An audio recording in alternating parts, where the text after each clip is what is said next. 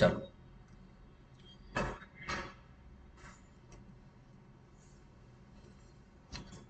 देखो जी, क्या सीन चल रहा है। हमने सारे कोज ऑफ एक्शंस कर लिए हैं एनआई एक्ट के। ठीक है, एक हल्का सा रिवाइज करवा देता हूँ। ठीक है, देखो, तीन कोज ऑफ एक्शन।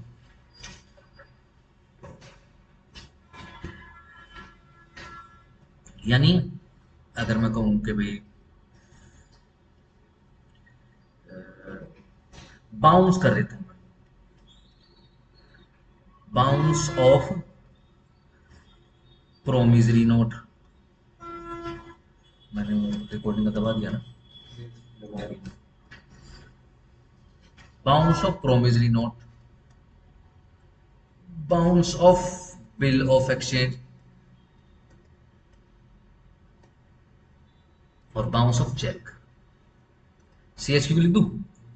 ठीक है ना।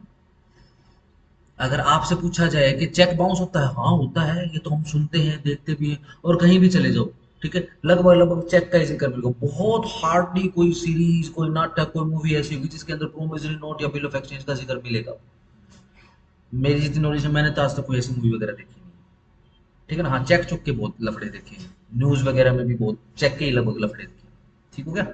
देखो, जब कभी भी, यानी क्या बाउंस होते हैं ये? यस होते हैं, बिल्कुल होते हैं। ठीक है, बेरक खोलो अपने अपने सामने, ठीक है ना, और कंटेंट निकाल के अपने सामने रख लो। ठीक है जी। जब कभी भी हम डेफिनेशन की बात करेंगे,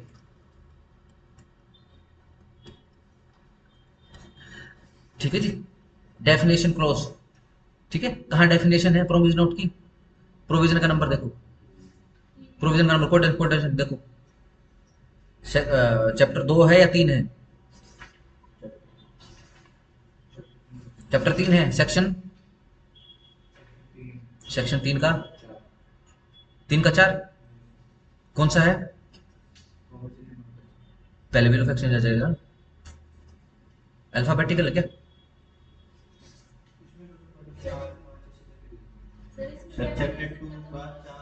ठीक है, चलो सेक्शन 3 कर लेते हैं।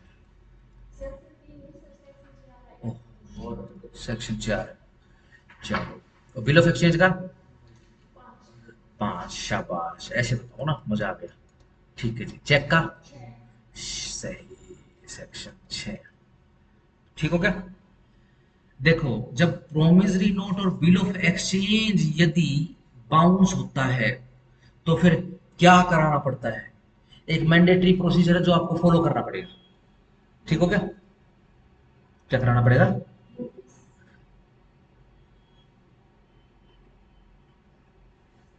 चलो, राइटिंग में, ठीक है, ठीक है, राइटिंग नोटिस हो, ई हो चाहे कुछ भी हो। हाँ, और क्या करना पड़ेगा? हम बेरट की मदद ले सकते हैं, कोई टेंशन नहीं है। नोटिस, नोटिस की जो भी रिक्वायरमेंट है वो पूरी इसके अंदर ही आती है। और क्या करना पड़ेगा? देखो, कल ही करवाया, जो गुड़िया ही थी क्लास में। और इस नोट, अगर आप नोटिस कह रहे हो तो इसको आपको क्या कराना पड़ेगा? नोटराइज्ड कराना पड़ेगा, प्लस सर्टिफिकेट लेना पड़ेगा।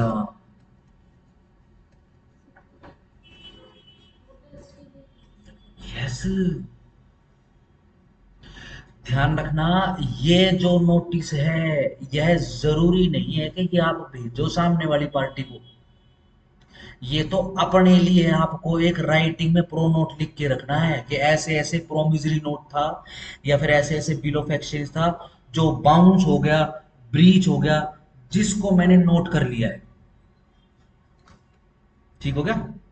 सिंपल। चेक का तो बहुत इजी है भाई, चेक आया, ठीक है ना, हिम्मत ने काट के या फिर मैंने हिम्मत को काट के चेक दिया, ठीक हो गया? चलो 3 बंदे आज बैठे हैं क्लास के अंदर। देखो आपको मैंने दिया प्रोमिसरी नोट साइन करके, ठीक है ना? नवदीप को मैंने दिया बिल ऑफ एक्सचेंज, हेमंत को मैंने दिया चेक, ठीक है ना? चेक की क्वेरी जानबूझ के, ठीक हो गया? सिंपल। अब हुआ क्या? चेक तो भैया बहुत ही सिंपल प्रोसीजर है। अब क्या करेगा हेमंत? चेक को बैंक में लगाएगा। मियाद वियाद सारी लिखी हुई है सेक्शन 138 के अंदर, पूरा टाइम पीरियड लिखा हुआ है कितने दिनों के अंदर लगा सकते हैं।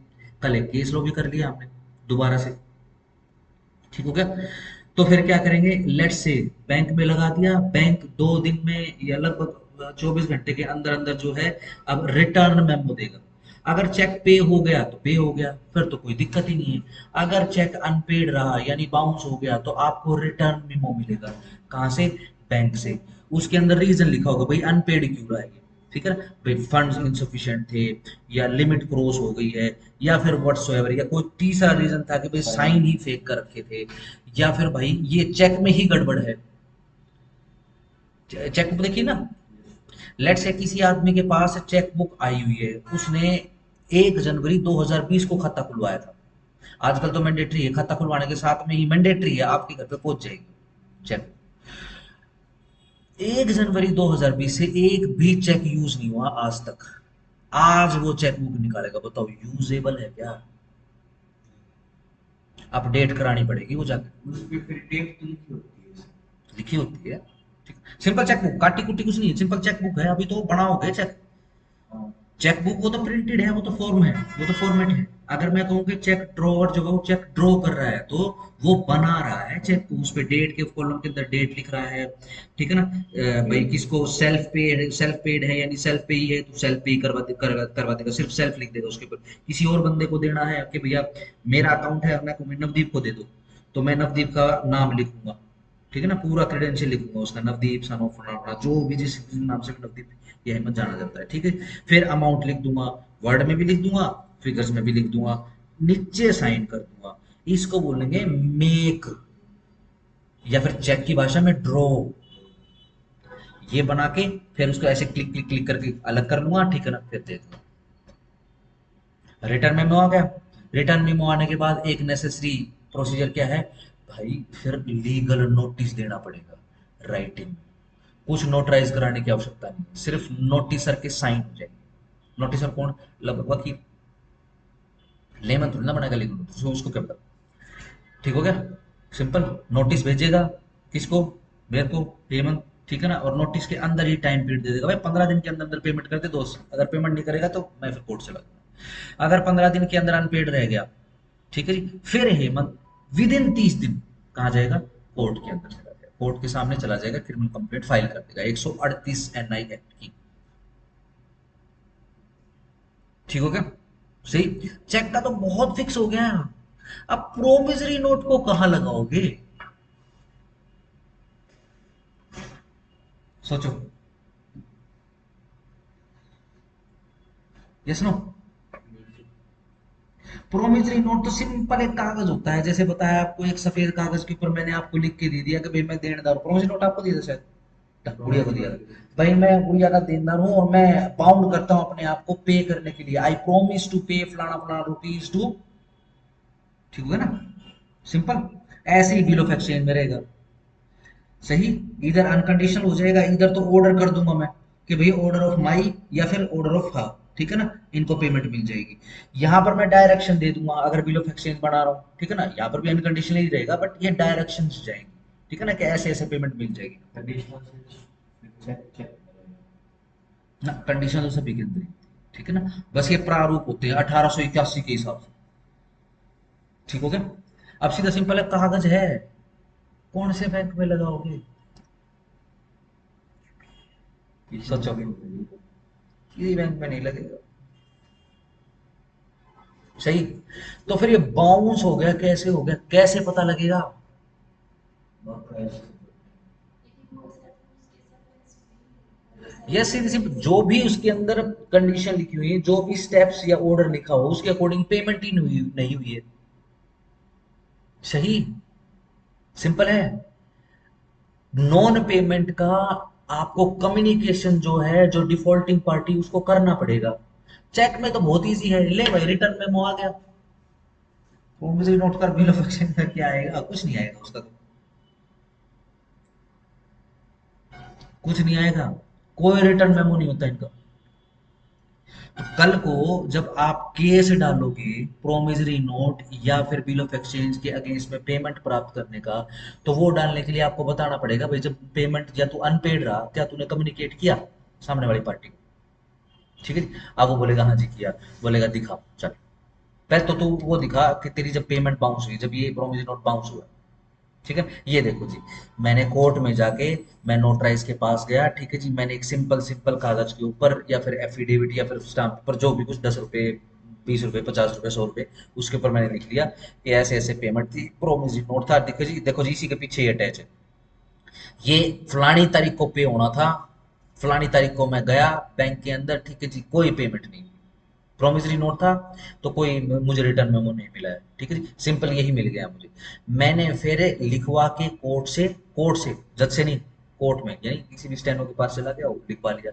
हाँ, मैंने नोटराइज जरूर करवा लिया इसको, ताकि मेरे पास रिकॉर्ड रहे, नोटराइज करवा के फिर मैंने कम्युनिकेट किया उस बंदे को कि भाई पैसे तेरे आए नहीं है, आज फलाना फलाना तारीख थी, इसने बोला भाई ठीक है अगले हफ्ते लगा लिए, ठीक है ना, क्योंकि उसी के हिसाब से फिर केस फॉर्म होगा आगे, सिंपल।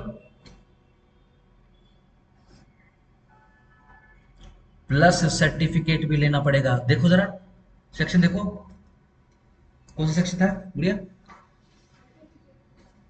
हाँ देखो, 100 में क्या है, 100 और 99 से शुरू है क्या, 99 क्या है? यस, नोटिंग नोटिंग करानी पड़ेगी आपको, ठीक है जी, ये नोट करना पड़ेगा आपको, साथ में एक सर्टिफिकेट भी लेना पड़ेगा आपको। कौन सा? प्रोटेस्ट वाला, प्रोटेस्ट इसलिए भाई पेमेंट तो आई ही नहीं। तो सर ये मतलब नोटराइज कब कराएंगे आप, जब पेमेंट नहीं आ रही है, जब मतलब आप साइन करने के लिए बोल देते तभी उस टाइम पे ही नोटराइज नहीं, कराएंगे? जब पेमेंट नहीं आती तब कराओ, क्योंकि कोज ऑफ एक्शन तभी बनेगा जब पेमेंट नहीं आएगी। लेट्स से अगर पेमेंट आ ही गई है तो फिर कोई कोज ऑफ एक्शन है ही नहीं है नई एक्ट का। सिंपल, एक आदमी ने प्रॉमिस किया या एक आदमी ने बिल ऑफ एक्सचेंज दिया या एक आदमी ने चेक दिया, वो आपने बैंक में लगाया, व्हाट्सएवर जिसकी अथॉरिटी के सामने लगाना था आपने लगाया, और वो कैश हो गया, कैश लो अपने घर जाओ। तो नोटराइज कराने के लिए सामने वाली पार्टी की जरूरत नहीं? नहीं, नोटराइज पर्सनल कैपेसिटी में रहेगा। आप ये प्रोटेस्ट दर्ज करा रहे हो कि प्लीज अगेन चेक के विषय में नहीं, ये देखो इधर, चेक का तो कोई इशू नहीं सर। ठीक है ना, ज्यादा टेक्निकल करने की जरूरत नहीं, ठीक है, सिंपल सिंपल, चेक के विषय में बात नहीं है, प्रोमिसरी नोट और बिल ऑफ एक्सचेंज के विषय में बात है। भाई कल को जब केस डालोगे और कोर्ट पूछेगी भाई तूने कम्युनिकेट कैसे किया, तो हम कैसे मान लें, क्यों कोर्ट को तो यकीन कराना पड़ेगा, ठीक है ना, चेक थोड़ी ना है कि सारा रिटर्न मेमो आ जाएगा, कोर्ट मान लेगा, ठीक होगा, प्रोमिसरी नोट के अंदर तो प्रूव करना पड़ेगा आपको, कैसे प्रूव करोगे, क्योंकि कोई कागज ही नहीं है बाउंस का। तो ये नोटिंग प्लस सर्टिफिकेट, ये आपके पास एक सबूत हो जाएगा, एक कागज हो जाएगा, जो आप कोर्ट में दिखा सकोगे कि देखो जी फलाना तारीख को इसने बोला कि भी पैसे आ जाएंगे, इसने बोला ट्रेजरी में चला जा, मैं ट्रेजरी में चला गया, मैंने ट्रेजरी में जाके ये प्रोमिसरी नोट लगा दिया, वो बोलते हैं कि ऐसा तो कोई खाता ही नहीं है, या फिर इसमें ट्रेजरी में का ये जो अकाउंट है ट्रेजरी के अंदर, इसका जो अकाउंट है इसके अंदर कुछ भी नहीं है, ठीक है जी। मैं कोर्ट से बाहर निकला, कोर्ट के अंदर मतलब ट्रेजरी से बाहर निकला, मैं कोर्ट में गया, मैंने इसको नोट करवा लिया, नोटिंग करवा ली मैंने, नोट करवा के मैंने इसको नोटराइज करवा लिया, प्लस सर्टिफिकेट ले लिया।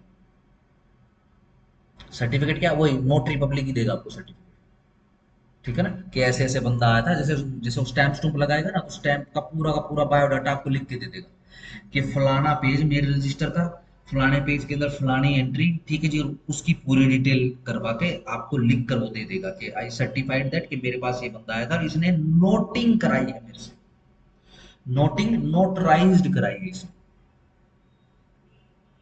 सिंपल, ताकि अगर लेट से इसको केस डालना है तो आगे ले जाएगा इसको, वरना बाउंस का कोई रिकॉर्ड नहीं होता प्रोमिसरी नोट का और बिल ऑफ एक्सचेंज का, नो, चेक थोड़ी ना है, सिंपल। अगर करना है तो फिर इसके बाद कार्रवाई, ठीक है ना, तो इस वजह से ये जो नोटिस है मैं इसमें से ये जो चलो इसको लिखी लिखाई रहने देते हैं, अब चलो नोटराइज हो गया, लेट्स से अब जो है लीगल नोटिस जाएगा उसको, भाई पेमेंट दे दे, ठीक है ना। अब उसके अंदर 15 दिन का समय या 30 दिन का, या जो भी उनके बीच में कम्युनिकेशन, मेरे और आपके बीच में जो भी कम्युनिकेशन अकॉर्डिंगली उसके हिसाब से होगा, ठीक हो गया, डन। कौन सा चैप्टर है गुड़िया? 199 100 वाला चैप्टर देखो कौन सा है, 99 को कौन सा चैप्टर लिखा है? चैप्टर 9। ये तो अच्छा हो गया, चैप्टर 9 में लिखा हुआ है इसका प्रोसीजर, ठीक है जी। चेक में क्या है अभी तक जो हमने पढ़ा है? चैप्टर 138 और चैप्टर 17। अच्छा चैप्टर बोल के सेक्शन बोल दिया है ना, उल्टी खोपड़ी मेरी। चैप्टर 17, ये लो, डन। सेक्शन 138 में हमने क्या पढ़ा है? यही प्रोसीजर पढ़ा। क्या? कि देखो जी चेक है, अगर चेक कब आया है? 1 जनवरी 2026 को आया है, ठीक है ना।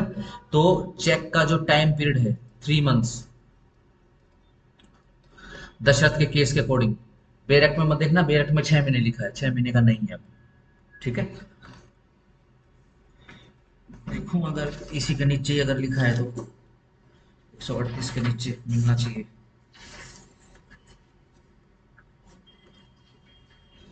देखो जरा 138 के ऊपर आ जाओ।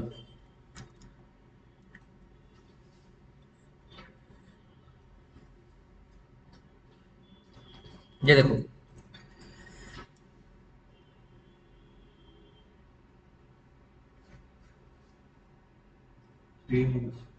ये देखो नीचे ए में लिखा है पीरियड ऑफ 6 मंथ्स, ठीक हो गया, सही। देखो इस पे तो कुछ नहीं लिखा हुआ। जब आप बेयर एक्ट चेक करोगे तो बेयर एक्ट के ऊपर जहां जो 6 मंथ्स लिखा है स्टार या फिर नंबर होगा, देखो स्टार को जरा पेज के नीचे रेफर करो। The period has been reduce from 6 month to 3 महीने, vide RBI notification number RBI 2011, ठीक है जी, with effect from 4 November 2011, sorry with with with effect from 1 April 2012, ठीक हो गया। ना काटो मत इसको, ठीक है ना। अब देखो स्टार तो लगा ही हुआ है, ये तो बेरट पढ़ने का ही तरीका हो गया, कोई और नहीं पढ़ सकता तुम्हारे अलावा इसको, ठीक हो गया, सिंपल। आपको पता है, माइंड में रखो इसको कि 3 महीने नहीं है 6 महीने। केस का हमने नाम लिख लिया है, देखो दशरथ का एक केस लिखवाया होगा मैंने आपको, एग्जैक्ट क्या है उसकी, नाम क्या है केस का एग्जैक्ट? यस, दशरथ रूप Singh Rathore versus state of Maharashtra, साल 2014-15, ठीक, ठीक हो गया, बस इसको याद रखना है, सिंपल हो गया। देखो 1 जनवरी 2026 को चेक काट कर दिया, तो 3 महीने के अंदर अंदर आपको इनकैश करवाना है, ठीक है। कब तक कराओगे? 3 महीने गिनो 1 जनवरी 2026 से।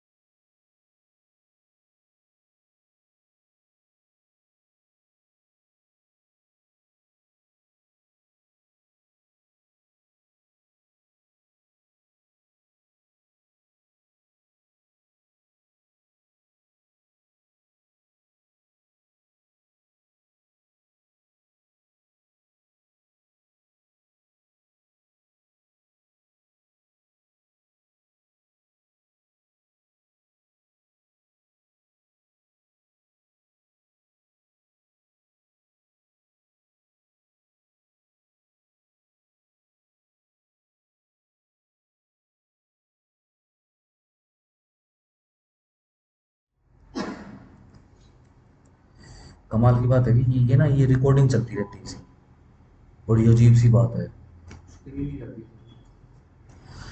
जी ये देखो जी, 1 अप्रैल 2026 तक आप चेक एनकैशमेंट के लिए लगा सकते हो,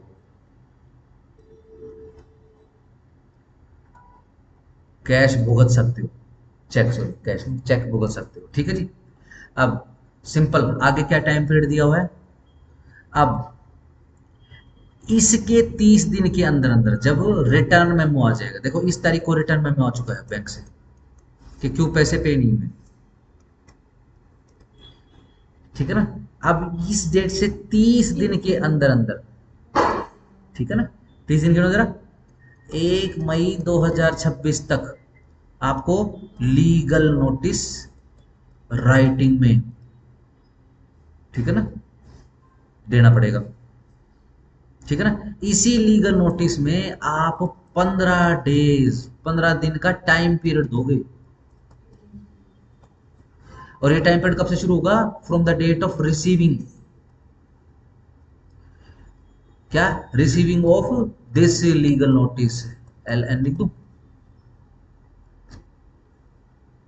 ठीक है ना। ये लीगल नोटिस जिस तारीख को मिलेगा, किसको, जिसकी तरफ से डिफॉल्ट हुआ है, जिसने पैसे नहीं रिलीज करे, जिसके अकाउंट ने, ठीक है, जिसके बैंक ने, उसको जाएगा, और उसको समय मिलेगा, भाई तेरे को रिसीव होने के बाद 15 दिन मिलेंगे, अगर पेमेंट होगी ठीक है, लीगल नोटिस सेटिस्फाई हो गया तो ठीक है, अगर नहीं हुआ तो फिर कोर्ट कचहरी चलेगा, ठीक है ना। लेट्स से कब कब रिसीव हुआ है, 1 जून को रिसीव हुआ है, 1 जून से 15 दिन, मोटा मोटा कर रहे हैं, ठीक है ना, बिल्कुल एग्जैक्ट डेट वाइज नहीं कर रहे हैं, एग्जैक्ट डेट वाइज तो तब करेंगे जब हम लिमिटेशन एक्ट लो छेड़ेंगे, जब तब करेंगे। 15 जून 2026 तक का समय है भैया, ठीक है ना। ये लो जी, 15 जून 2026 चली गई, और अनपेड है, अनपेड या फिर नॉन सेटिस्फाइड, क्या, यह है लीगल नोटिस, सही। तो इस तारीख से 30 दिन, अगर आपको केस डालना है तो गिनो जरा, 14 जुलाई 26, ये लास्ट डेट है अगर आपको केस डालना है, इन बिटवीन अपना केस डाल, ये आपका चेक का प्रोसीजर है, चाहे बिल ऑफ एक्सचेंज हो, चाहे प्रोमिसरी नोट हो, मैंडेटरी लीगल नोटिस तो भेजना ही पड़ेगा। तो जैसे अब बिल ऑफ एक्सचेंज है, जैसे मैं बिजनेस में ले लेता हूँ कि एक कस्टमर को हमने सामान दिया हाँ। और कुछ पेमेंट उसकी पेंडिंग है, तो वो हमने बिल पे मेंशन कर दिया, उसने साइन कर दिया, हम्म। तो वो हमारे पास प्रोमिसरी नोट की तरह भी हो गई, ऐसे कैसे हो जाएगा? नहीं मतलब जो एंड में उसने वो लिखा है या बिल ऑफ एक्सचेंज मान लीजिए। नहीं, देखो सीधी सिंपल सी बात है, स्पेकुलेट क्यों कर रहे हैं हम? हमारे पास डेफिनेशन अवेलेबल है, आप डेफिनेशन के अकॉर्डिंग देखो उसको। Bill of exchange bill of exchange endorse नहीं होता है, बिल ऑफ एक्सचेंज रिटर्न होता है। बिल के ऊपर अगर आपने लिखवाया तो सिर्फ एंडोर्स करवाया है, वो आपने राइटिंग में नहीं लिया उससे, खाली कागज पे लिख के देगा आपको, वो अलग चीज़ है, ठीक बाकी है। वो बिल पे ही हमने वो कर दिया कि इसका इतना पेंडिंग रहता है, अब आप जो भी सामान लेके जाते हैं, तो उस केस में क्या होगा, वो वो तो बिल साइन ही तो है, करेगा, वो तो सिंपल बिल है, बिल ऑफ एक्सचेंज थोड़ी ना है। उसकी कंप्लेंट कहाँ करेंगे, अगर आगे पेमेंट बाद में बस ये पूछने का ये तो सिंपल सा है, लेट्स से देखो, अगर दुकान पे सामान रखा हुआ है, ठीक है जी, और शोरूम पे सामान रखा हुआ है, एक बंदा आया हाफ पेमेंट करके चला गया है, ठीक है जी, अगर आपने सामान दे दिया है तो आपके पास उसको रिकवर करने का अख्तियार है, आप रिकवर करवा लो, सिंपल सूट डल जाएगा। अगर चीज महंगी है, ठीक है ना, और वो बिना पैसे दिए चला गया है, तो क्रिमिनल कंप्लेंट भी हो सकती है। तो जनरली ऐसा रहेगा, एसआर में सिविल डालना कोर्ट है, एसआर में डाल लो, ठीक है जी, आपको सिविल में डालना है सिविल में डाल लो, सिविल में डाल स्पेसिफिक सकते करवाना है तो करवाओ, क्योंकि बहुत बहुत मिसलीनियस है, इसमें स्पेसिफिक कराने की आवश्यकता ही नहीं है। और मान लो जब किसी भी वकील के पास या किसी भी ग्राहक या क्लाइंट के पास या किसी भी कंप्लेनेंट या व्हाटसोएवर जिसने केस डालना है, अगर उसके हाथ में बात आती है, ठीक है ना, और उसके पास दोनों ऑप्शन है, सिविल का भी ऑप्शन है, क्रिमिनल का भी ऑप्शन है, hardly goes for the civil action, वो क्रिमिनल करेगा, क्रिमिनल का खौफ ज्यादा होगा, ज्यादा जल्दी पेमेंट आएगी। क्रिमिनल में कौन सा सेक्शन रहेगा सर? सोचो, अच्छा आपने तो किया मैंने है, पढ़ा नहीं। CBT CMP, criminal breach of ठीक है ना, क्योंकि आपने खुद ये जो वस्तु है, जो भी गुड्स था, माल था, वो आपने खुद सौंपा है, जिसके लिए आप अनपेड हो, ठीक है ना। अगर मूवेबल प्रॉपर्टी है वो, ठीक है ना, तो आप सेल्स ऑफ गुड्स एक्ट का भी केस डाल सकते हो, क्योंकि आप अनपेड सेलर हो, क्योंकि बहुत सारे ऑप्शन, बट ध्यान रखना वो बिल ऑफ एक्सचेंज नहीं है, सिंपल बिल के ऊपर एंडोर्स्ड है वो। ठीक हो गया। दोनों ही तीनों ही केस के अंदर चाहे कोई भी, चाहे प्रोमिसरी नोट, चाहे बिल ऑफ एक्सचेंज, चाहे चेक, लीगल नोटिस दबाई देना पड़ेगा।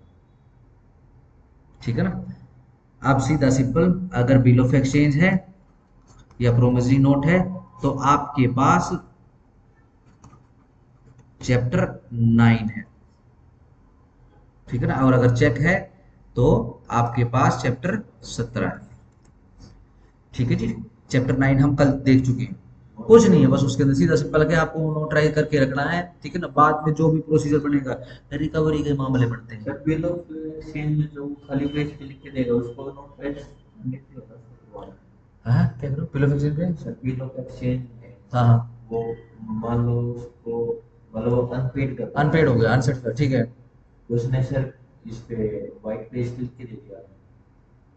बिल ऑफ एक्सचेंज बना दिया, ठीक है। बिल ऑफ फिर वो नोटराइज भी तो करवा रहा है। नहीं, वो नोटराइज नहीं होगा, उसको नोट करवाओगे आप।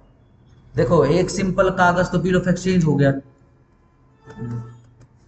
ठीक है ना। जब आप अपनी क्लास लगाओगे तो हमने विजुलाइज भी किया बिल ऑफ एक्सचेंज कैसा दिखता है या प्रोमिसरी नोट कैसा दिखता है। इससे अलग होगा ये, आप इसके ऊपर नोटराइज नहीं करवाओगे, आप अलग से एक कागज पे के ऊपर लिखवाओगे। क्योंकि बिल ऑफ एक्सचेंज के अंदर कोई डेट लिखा हुआ था ना, कोई तरीका लिखा, कोई ऑर्डर लिखा हुआ था कि इस क्रम के अकॉर्डिंग इसको पैसा मिलेगा। ठीक है ना। आपने वो क्रम फॉलो किया, आपको पैसे नहीं मिले, तो आप एक कागज के ऊपर बेसिकली, जनरली एफिडेविट होता है ये, ठीक है ना, 11 रुपए का एफिडेविट होता है।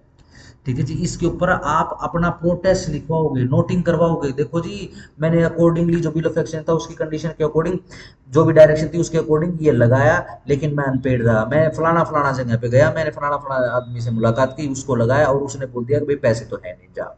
उसने अनपेड कर दिया। आज मैं नोटिंग करवा रहा हूँ इस चीज की। ध्यान रखना, रिकॉर्ड के लिए करवाएगा। ध्यान रखना, कोर्ट के अंदर यूं नहीं है कि जाके बस खड़े हो गए जी, दे दो हमारे फेवर में केस कर दो। ठीक है जी। बर्डन है आपके ऊपर, आपको प्रूव करना पड़ेगा। सिविल क्रिमिनल जो भी स्टैंडर्ड ऑफ प्रूफ है उसके अकॉर्डिंग, चाहे क्रिमिनल चाहे सिविल, आपके हाथ में कुछ भी नहीं है, कोर्ट आपका केस लेगी नहीं। ठीक। पुलिस थाने में चले गए जी, इस आदमी ने चोरी कर दी, अरेस्ट कर लो जी, पुलिस जाएगी अरेस्ट कर लेगी, यस नो, नहीं करेगी। सिविल में चले गए, कोर्ट के अंदर चले गए जी, इस आदमी ने ब्रीच कर दिया, ये हो रहा, उसको नो को पैसे दिलवा दो, कंपोजिशन दिलवा दो। जज बोले यार वो कागज तो दिखा। जी ये तो सिविल केस है, प्रोबेबिलिटीज पे कर दो। प्रोबेबल भी तो करके दिखाएगा, संभावनाएं जता दे। कैसे हो गया? चेक का तो बहुत इजी है, चेक का तो सब कुछ ऑटोमेटिकली रिटर्न है। प्रोमिसरी नोट का कहाँ है? ये कैसे प्रूव करोगे? ये नोटिंग प्लस प्रोटेस्ट सर्टिफिकेट से प्रूव करोगे। ठीक है ना। सिंपल। अगर केस डालना तो नहीं डालना तो कोई बात नहीं, जैसे हवा हुई पैसे दिए या जैसे हवा हुई जो कंडीशन थी ये भी हवा हुई हो जाएगा। फिर चले जाना कोर्ट में, फिर कोर्ट बोलेगी टाटा बाय बाय। ठीक हो गया। अलग से एफिडेविट लिखवाओगे और नोटराइज की स्टांप लगवाओगे। ठीक है ना। Notary public. ठीक है ना। एक गोल्ड स्टैंप लगाएगा और एक ऐसे चकोर स्टैंप लगाएगा। ठीक है जी। ये हो गया। साथ में ये सर्टिफिकेट इशू करेगा नोटरी पब्लिक कि देखो जी फलाना आदमी आया था मेरे ऊपर, ठीक मेरे पास ऊपर मेरे पास आया था, ठीक है जी, और इस आदमी ने मेरे से नोटिंग करवाई है और प्रोटेस्ट सर्टिफिकेट के लिए मेरे पास अप्लाई किया है। मैं इसको जो एक प्रोटेस्ट का नोटिस है वो इशू कर रहा हूँ। देखो जी ये फलानी डेट को आया, ठीक है जी, मैंने इसके अकॉर्डिंग जो है नोटराइज कर लिया है मेरे रजिस्टर में, पेज नंबर इतना, ठीक है ना, एंट्री नंबर इतना, ठीक है ना, और जो भी मेरी फीस पास है इतनी इतनी, जो कुछ भी है वो सब कुछ इसके अंदर लिख दिया, क्योंकि ये फीस वगैरह है, ये भी फिर रिकवर करेगा। ठीक है ना। सिंपल। ये 3 डॉक्यूमेंट बन जाएंगे अगर केस डालना है। चेक में कोई डॉक्यूमेंट बनाने की जरूरत नहीं है, सीधा बैंक में लगाओ, बैंक से आएगा रिटर्न मेमो, रिटर्न मेमो, ठीक है जी, और प्लस वो चेक उनको लेमिनेट कराओ, लेमिनेट कराने के बाद सीधा लीगल नोटिस, लीगल नोटिस भी अगर अनसेटिस्फाई रह गया तो लीगल नोटिस को भी लगाओ, पेपर बुक बनाओ और उसकी, और केस डालो सीधा 129। सिंपल है। मैं बहुत सिंपली बता रहा हूँ, अगर कोई टेक्निकलिटी है तो बताओ। ये रिकॉर्ड करोगे, कोर्ट में जाना है तो भैया देखो प्रूव करना पड़ेगा, चाहे सिविल केस हो चाहे क्रिमिनल केस हो, मैट्रिमोनियल हो तो भी प्रूव करना पड़ेगा। ठीक हो गया, सिंपल। चलो आगे। फिर हमने किया 139 प्रिजम्पशन। देखो प्रिजम्पशन क्या कहती है कि अगर एक बंदे ने चेक काट कर दे रखा किसी को तो पक्का उसकी देनदारी थी इसीलिए चेक काट के दिया, until unless contrary is prove. Simple. ये देखो ये लिखा आ गया, अनलेस कॉन्ट्रेरी इज प्रूव। ठीक है जी। चलो 140 में, फिर डिफेंस विच में not be allowed in any prosecution. ठीक है जी, एक डिफेंस ऐसा होता है जो अवेलेबल नहीं होता, जिसका चेक बाउंस हो गया उसको एक डिफेंस अवेलेबल नहीं है। क्या कि देखो जी जब मैं चेक बना रहा था मुझे तो पता ही नहीं था ये बाउंस भी हो जाएगा, बताओ मेरे जैसे महान व्यक्ति का चेक बाउंस हो जाएगा मुझे तो पता ही नहीं था। ये कोई डिफेंस अवेलेबल नहीं है डिफेंडेंट को। ठीक है जी। चलो उसके बाद ऑफेंस बाय द कंपनी, सीधी सिंपल सी बात है, अगर कंपनी ऑफेंस कर लेगी तो यस, क्या कंपनी को लीगल नोटिस जा सकता है? यस बिल्कुल जा सकता है। डायरेक्टर को जा सकता है? यस बिल्कुल जा सकता है। अगर सरकारी कंपनी है तो डायरेक्टर को नहीं जाएगा, लेकिन अगर डायरेक्टर की देख रेख में इस प्रकार का फ्रॉड हुआ या इस प्रकार का ऑफेंस कमिट हुआ, ऑफेंस बोला है ध्यान रखना, ठीक है ना, चेक बाउंस को ऑफेंस बोल दिया इन्होंने, प्रोमिसरी नोट को नहीं बोला ऑफेंस इन्होंने। Bounce off promissory note, bounce off bill of exchange, उसको ऑफेंस नहीं बोला, इसको स्पेसिफिक ऑफेंस बोल दिया। ये देखो एन ऑफेंस अंडर सेक्शन 138। ठीक है जी। द ऑफेंस, ऑफेंस के अंदर इम्प्रिजनमेंट की सजा होगी। कितनी पनिशमेंट है गुड़िया? 2 साल तक की पनिशमेंट है, और कंपनसेशन, फाइन, सॉरी कंपनसेशन नहीं फाइन, यस जितना भी अमाउंट मेंशन है उस चेक के अंदर उससे दुगना, यस, या फिर दोनों भी हो सकते हैं। ठीक हो गया। चलो आगे आ जाओ। कग्निजेंस ऑफ द ऑफेंस, देखो संज्ञान कैसे लेंगे, या संज्ञान किस प्रकार से लेना, 142 का, not standing anything contain in the CrPC. देखो सीआरपीसी लिखा होगा लेटेस्ट में भी। चलो, no court shall take cognizance of the offence punishable under section 138। कोई भी क्रिमिनल कोर्ट कग्निजेंस संज्ञान नहीं लेगी 138 के ऑफेंस का, एक्सेप्ट अपॉन ए कंप्लेंट। अगर कोर्ट से आपको न्याय लेना है चेक बाउंस के केसेस के अंदर, you have to file a written complaint before the court. जब सीआरपीसी की बात कर रहे हैं तो क्रिमिनल लिख दूं आगे, कंप्लेंट के आगे क्रिमिनल लिख दूं, क्रिमिनल कंप्लेंट। ये लो, कैसे राइटिंग में जाएगी भैया, मेड बाय द पेई, और किसके द्वारा बनाई जाएगी वो कंप्लेंट? पेई के द्वारा। पेई की डेफिनेशन अवेलेबल है, हम स्पेकुलेट नहीं करेंगे। और एज द केस में बी, या जो भी केस हो, the holder in due course, late से पे नहीं कर पा रहा तो होल्डर इन ड्यू कोर्स जो है कंप्लेंट डाल देगा ऑफ द चेक। और क्या करना पड़ेगा, such complaint is made within 1 month of the date on which the cause of action arises under clause c of proviso to section 138। देखो जी कोज ऑफ एक्शन कब arise होगा, ये देखो अनपेड, ये देखो इस तारीख को कोज ऑफ एक्शन अराइज हो चुका है, यहां से 30 दिन के अंदर अंदर क्रिमिनल कंप्लेंट अगर उसने डालनी है तो राइटिंग में फाइल करनी पड़ेगी, अन्यथा टाटा बाय बाय। सिंपल है। चलो अब स्टार्ट रिकॉर्डिंग लिखा हुआ है क्या? अच्छा अच्छा ठीक,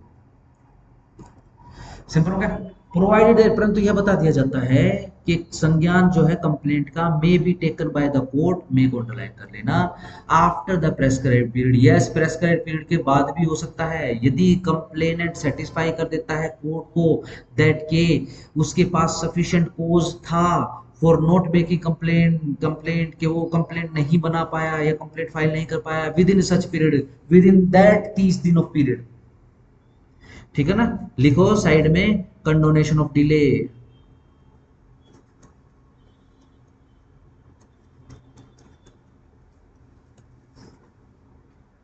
142 प्रोवाइजो, अगर 30 दिन के अंदर अंदर नहीं डाली, 30 दिन या 30वें दिन भी अगर नहीं डाली, कितने ही दिन का डिले होगा, यदि सेटिस्फाई कर पाया कोर्ट को, जस्टिफाई कर पाया, जस्टिफिकेशन दे पाया तो कोई बात नहीं, लेट भी फाइल हो सकती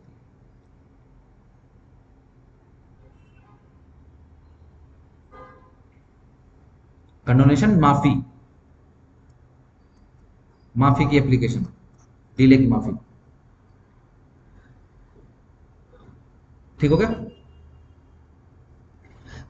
अगर पेंसिल हाथ में है तो साइड में लिख भी सकते हो कि इसको इंटरप्रेट जो है वो लिबरली किया जाता है। लिबरल अप्रोच रहती है जब इस प्रोवाइजो को इंटरप्रेट करती है कोर्ट। मतलब वो हार्ड एंड फास्ट उनको नहीं बोलेगी भैया एविडेंस से प्रूव करो और ऐसे बताओ और वैसे बताओ। ठीक है ना, एक नॉर्मल स्टैंडर्ड ऑफ प्रूफ है, उसके अकॉर्डिंग आपको सेटिस्फाई करना पड़ेगा कोर्ट को, कोर्ट सेटिस्फाई करेगी। ठीक है ना, बट हाँ कुछ एक कंडीशन नेसेसरी होती है कि जो भी कुछ आप सरकमस्टांसेस बताओगे कोर्ट को कि देखो जी लेट्स से 1 महीने का डिले हो गया, तो ये जो डिले हुआ ना 1 महीने का, यानी ये जो 30 दिन का डिले हुआ है, ये beyond the control of the complainant हुआ है, ये जरूर प्रूव करोगे आप। ठीक हो गया? सही। और एक एक दिन जो है आपको कंडोन कराना पड़ेगा, ऐसा नहीं है कि भाई 1 महीना लिख दिया, एक महीना कंडोन हो गया, आपको एक एक दिन बताना पड़ेगा। भाई 30 दिन का डिले हुआ जनाब, देखो जी हुआ क्या कि एक्सीडेंट हो गया कंप्लेनेंट का, 20 दिन तो इमरजेंसी में रहा, चलो इमरजेंसी का लगा दिया कागज, डॉक्टर साहब जज साहब को दिखा दिया, 20 दिन कंडोम, बाकी के 10 दिन क्यों नहीं करे भाई फाइल? देखो जी 20वें दिन ये रिलीव लेके या फिर छुट्टी लेके लीव लेके कोर्ट सॉरी हॉस्पिटल से घर गया, अब ये चलने फिरने की हालत में है ही नहीं जी, घर पे कोई अच्छा कोई है भी नहीं। ठीक है जी, दोबारा से इसका रूटीन शुरू हुआ, इसको लगभग 10 दिन मिले, 10 दिन इसको और लग गए, जैसे ही ये इस हालत में हुआ कि आपके सामने अपील हो जाए, देखो जी आज भी अभी व्हील चेयर पे आया है, व्हील चेयर बाहर है, अभी बस ऐसे चल के आया क्योंकि व्हील चेयर को जो है वो नायब साहब ने मना कर दिया उसको अंदर आने। ठीक है ना, नायब को पूछना पड़ता है। ठीक है ना, क्योंकि बहुत ड्रामे होते हैं कोर्टों के अंदर। ठीक है ना, और जो अक्यूज होता है उसके पास बहुत ज्यादा चांसेस होते हैं, ठीक है ना, कि वो कोई भी तरीके का ड्रामा ड्रामा कर दे। चलो डन, सही। पूरे 30 दिन सेटिस्फाई कर दिए, कोर्ट बोलेगी चल भाई ठीक है ला भाई एडमिट कर लेते हैं। No court inferior to that of metropolitan magistrate या फिर judicial magistrate first class shall try, shall को अंडरलाइन कर लेना, any offence punishable under section 138, yes, at least JMIC होगा वो। एमएम इसलिए नहीं बोल रहा क्योंकि अब बीएनएसएस के अकॉर्डिंग कोई एमएम नहीं है।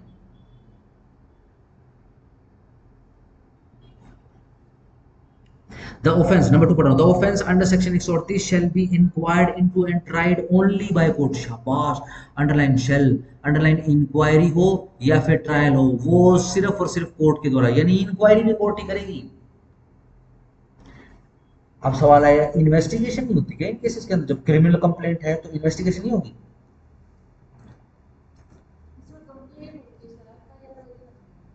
हाँ बिल्कुल। क्या कंप्लेंट केस में इन्वेस्टिगेशन, ज्यादा ही लचका मार दिया क्या क्रिमिनल कंप्लेंट के केस में क्या इन्वेस्टिगेशन नहीं हो सकती? हो सकती है। बिल्कुल हो सकती है। हाँ जब मैजिस्ट्रेट को ठीक लगे। ठीक है, मैं सिर्फ इतना पूछ, थोड़ा सा बस अप्रोच आपकी थोड़ी सी डेवलप करना चाहता हूँ। इन केस के अंदर यानी कहने का मतलब कोर्ट को क्यों नहीं लगेगा भाई कि इन्वेस्टिगेशन करें, क्योंकि ध्यान रखना इन्वेस्टिगेशन पुलिस करेगी, सच्चाई काट के लिए तो देनदारी वैसी होगी ना। सिंपल प्रूव्ड है तो, तो क्योंकि अज्यूम 139 में प्रिज्यूम कर लिया है, नॉट अज्यूम प्रिज्यूम कर लिया है। ठीक है ना, लॉ कह रहा है, प्रिजम्पशन ऑफ लॉ है वो, चेक काट के दिया है। सही, प्रूव करने का तो काम, अगर आपके हाथ में बाउंस चेक है and you are the holder of the cheque, ठीक है जी, आप क्रिमिनल केस फाइल कर सकते हो। प्रूव करने का तो अक्यूज्ड के ऊपर है। ठीक है ना, वरना कोर्ट तो ज्यादा से ज्यादा 4 महीने, 5 महीने, 6 महीने, ठीक है जी, डबल ऑफ अमाउंट बांध देगी उसको, उसके लेने के देने पड़ जाएंगे। सर एक बात ये और सुनो, ठीक है ना, सिंपल हो गया हिसाब किताब, तो उसके ऊपर बर्डन हो जाएगा, उसको आना है, उसको प्रूव करना है। कोई इन्वेस्टिगेशन की, कोई पुलिस को इन्वॉल्व करने की आवश्यकता नहीं है। बहुत सिंपल, और मिशनरी इसके अंदर आएगा भी, समरी प्रोसीजर जो है वो इसका जो फॉलो करते हैं ना जी। सर मान लो कोई बंदा है, हाँ उसने टीटी करवा दी, सर मेरी चेकबुक लॉस्ट हो गई है, ठीक है। और हालांकि उसकी चेकबुक लॉस्ट भी नहीं हुई है। मान लो मैंने आपके साथ कोई भी एग्रीमेंट कर दिया, मैंने सेम चेकबुक का चेक मैंने आपको दे दिया, जिसकी डीडी कटवाई हुई दोस्त की। जिसकी टीटी कटवाई हुई है, तो ठीक इस केस में मेरी देनदारी आएगी या फिर मतलब आपने उसको मिसयूज कर दिया कैसे? मेरा था चेक, ठीक है, कोई एक सेकंड, कोई बात ए, ये लो जी, 1 जनवरी 2026 को डीडी कटवा दी है डीडी दोस्त। कटवा। ठीक है, मैं रजिस्टर कर रहा हूँ उसको। ठीक है। ठीक हो गया? ठीक है। इसके बाद 1 अप्रैल 2026 को मैंने फिर एक चेक भी काट दिया। उसी चेकबुक में से। ठीक है, बिल्कुल ऑब्वियसली उसी चेकबुक में से। उसी चेकबुक ठीक है, में से। अब सवाल बताओ क्या है? तो फिर ये चेक मैंने मान लो हेमंत को दे दिया, हम्म। और हेमंत ने बैंक में लगा दिया। जैसे हेमंत से मैंने पैसे लिए थे, हम्म। मैंने पहले डीडी कटवा के मैंने फिर इसको उसी चेकबुक में से मैंने इसको चेक मेरी दे दिया। तो रिस्पॉन्सिबिलिटी जो है वो तो भाई साहब इस एक्ट और से भी बाहर चल चुकी है। मैं तो फ्रॉड कर रहा हूँ, आई एम अ फ्रॉड। और हेमंत को बता दिया। ठीक है ना? नहीं, नहीं, चलेगा। हम्म, ठीक है ना? तो इस केस में हेमंत ने फ्रॉड किया मेरे साथ। नहीं, मैंने किया। मैंने जिसने चेक काट के दिया मैंने फ्रॉड किया। ठीक है, लेट्स से हेमंत को मैंने चेक काट के दिया 1 अप्रैल 2026 का, या फिर नवदीप ने 1 अप्रैल 2026 का चेक काट के दिया। ठीक है जी, आपके अकाउंट के अंदर पैसे थे, सिंपल हो गया। हेमंत ने बैंक में लगा दिया, आपके अकाउंट से पैसे कट के हेमंत को मिल गए, कोई फ्रॉड नहीं।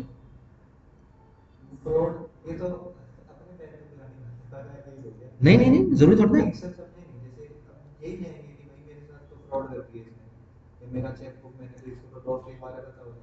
मैं तो ये कह रहा हूँ, तूने मेरी चेकबुक चोरी है, मेरे साइन मार के तूने ले लिया मेरे पैसे। ना ना ना ना, ऐसे नहीं। अगेन चेक के ऊपर तो डेट लिखोगे आप, डेट इसलिए कभी मैंने नहीं लिखी। स्पेसिफिक 1 अप्रैल बोला है। ठीक है ना? और सिर्फ डेट डेट थोड़ी ना होगी, उसके ऊपर साइन भी तो होंगे। जैसे कुछ क्या बैंक। नवदीप ने जब ये एफआईआर कटवाई थी या फिर डीडी कटवाई थी, एफआईआर करना ठीक नहीं होगा, डीडी कटवाई थी तो उसके अंदर लिखा था कि भाई साइंड है सारे के सारे? नहीं। एक प्रिजम्पशन और है इसी बेर एक्ट के अंदर, कि अगर चेक कोर्ट के सामने आ गया या फिर प्रोमिसरी नोट आ गया या फिर बिल ऑफ एक्सचेंज आ गया, तो कोर्ट मान लेगी कि यह इन ड्यू कोर्स इशू हुआ। अगर इशू होने वाला है तो इशू हुआ है, ड्रॉ होने वाला है तो ड्रॉ हुआ है, मेक होने वाला है तो मेक हुआ है। इन ड्यू कोर्स हुआ है, यानी कुछ भी इलीगल नहीं है इसके अंदर, और स्पेसिफिकली लिखा है लॉस के केस के अंदर ही। ठीक हो गया?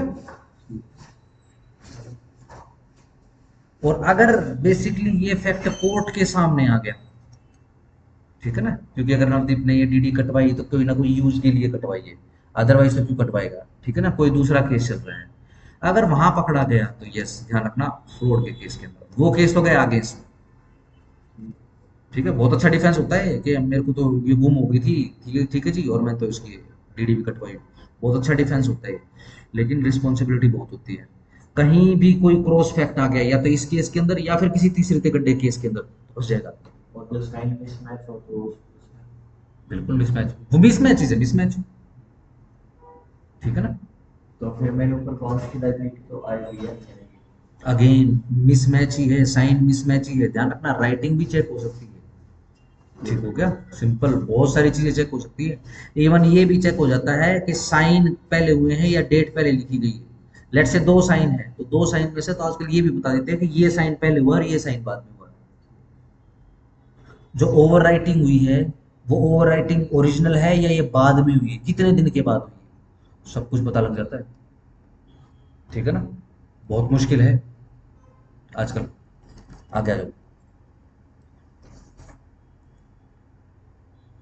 कौन करेगा? Within whose local jurisdiction, यदि, बड़े ध्यान से पढ़ना, इफ चेक इज डिलीवर्ड, यदि चेक डिलीवर्ड हो चुका है, किसके लिए? कलेक्शन के लिए, थ्रू एन अकाउंट, अकाउंट के जरिए, the branch of the bank, तो बैंक की वो ब्रांच जहां पर द पेई, शाबाश, बॉक्स करो, अंडरलाइन करो, पेई या फिर holder in due course as the case में भी मेंटेन करता है, अकाउंट इज सिचुएटेड। मैं कहाँ का? रोहतक का। ठीक है ना? नवदीप को दे दिया मैंने चेक काट के, नवदीप कहाँ का? गुवाने का। नवदीप रोहतक क्यों लगाएगा चेक? नवदीप तो गुवाना लगाएगा अपने बैंक के अंदर। ठीक है ना? तो नवदीप कहाँ केस फाइल कर सकता है? गोवाना में केस फाइल कर सकता है, क्योंकि गोवाना के जेएमआईसी को पावर दे दी है। ठीक है ना। वो आने वाले समय में शायद कवायद भी शुरू होगी, अब तो डिस्ट्रिक्ट डिस्ट्रिक्ट बनाने की तैयारी शुरू कर देंगे उसमें। ठीक है ना, बस कुछ एक वो फॉर्मेलिटीज है वो आना को पूरी करनी है। ठीक है ना,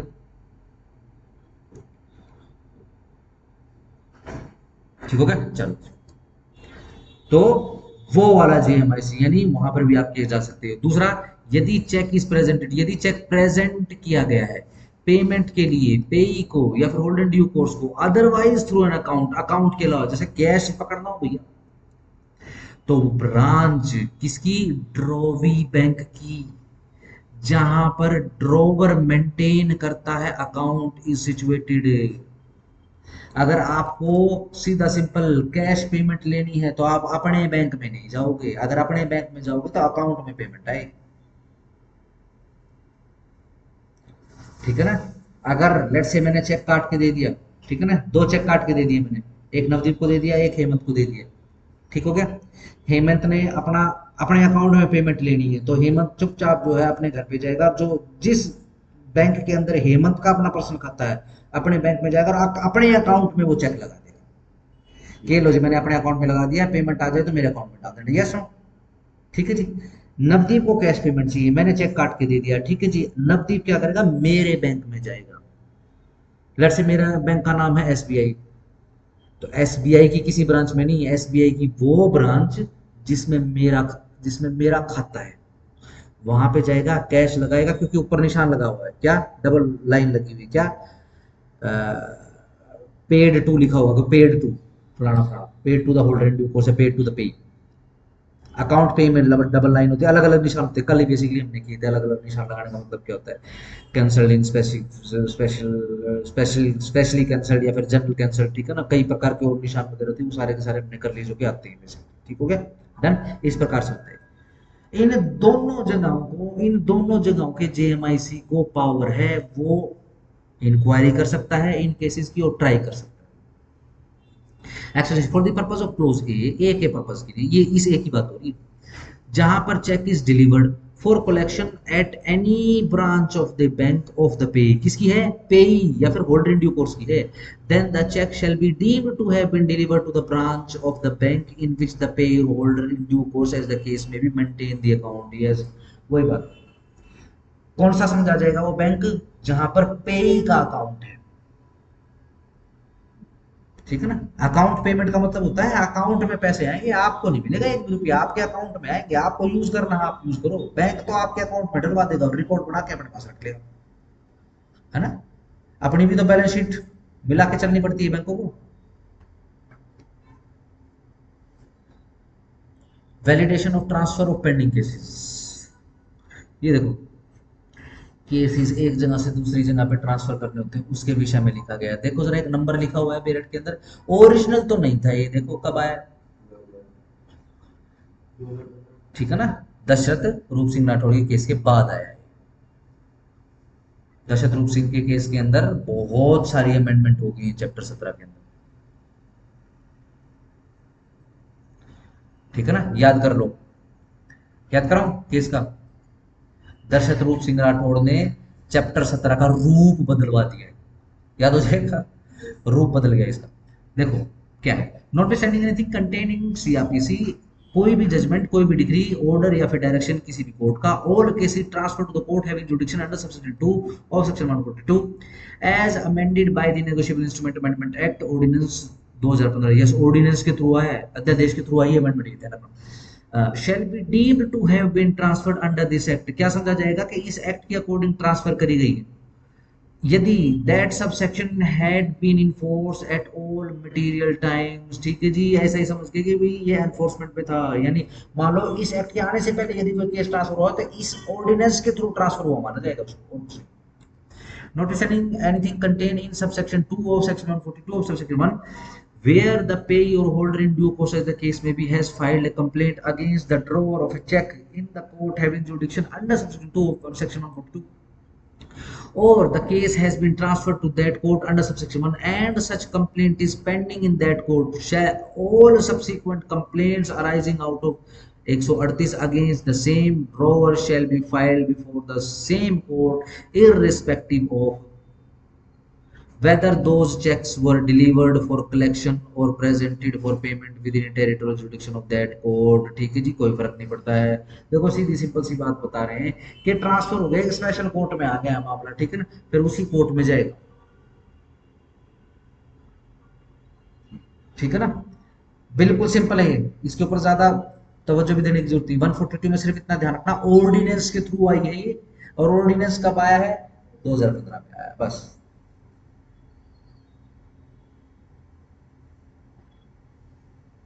143 पे आ जाओ।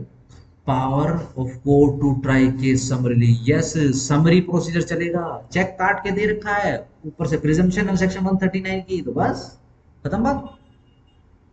नहीं आप प्रूव करो, आपको जो होल्डर इन ड्यू कोर्स से कोर्ट पूछ रहा है या फिर पेई से कोर्ट पूछ रहा है कि भाई आप प्रूव करो कि ये चेक जो है आपको देनदारी में ही मिला है, क्या करोगे प्रूव करवा के, फिक्स्ड है, ठीक है ना। ये इस तरीके के केओस आए ही ना, और इस तरीके का अननेसेसरी बर्डन कोर्ट कचहरी के ऊपर ना पड़े, इसलिए ठीक है जी, सिंपल समरी प्रोसीजर चलेगा। इसी समरी प्रोसीजर के कारण कोई एग्जिबिट एग्जिबिट कुछ नहीं, कोई एग्जामिनेशन नहीं, ठीक है जी, समरी प्रोसीजर है। इसी कारण से आपको क्या बताया कि जब कभी भी कंप्लेंट जाएगी, कंप्लेंट के साथ साथ में ही एविडेंस भी जाएंगे, ठीक है ना। फाइल कैसे मेंटेन होगी इसकी, या फाइल कैसे बनेगी इसकी, पूरी नंबर वन, पूरी की पूरी आपकी क्रिमिनल कंप्लेंट जाएगी राइटिंग में, ठीक है ना। इसके अंदर पूरी पेपर बुक लगेगी, यानी जो बाउंस चेक है वो, और आजकल तो लेमिनेट करवाते हैं चेक को, ठीक है ना। चेक आएगा, रिटर्न मेमो आएगा, रिटर्न मेमो आने के बाद क्या होगा, लीगल नोटिस लगाएंगे, ठीक है जी। लीगल नोटिस के बाद जो है अगर कोई तीसरा कम्युनिकेशन है तो वो, वरना सीधा सिंपल क्रिमिनल कंप्लेंट लगा देंगे अलोंग विद दीज डॉक्यूमेंट्स, ठीक है ना, सिंपल है। प्लस में और उसी समय, इन द सेम टाइम,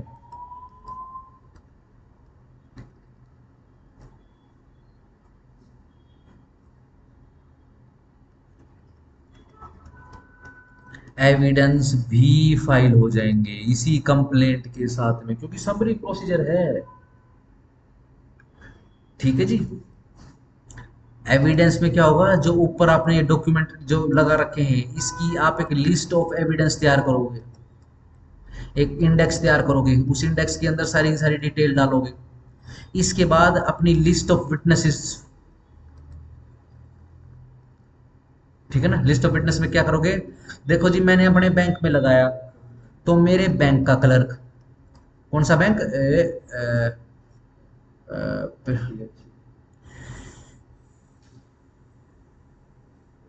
पेई बैंक,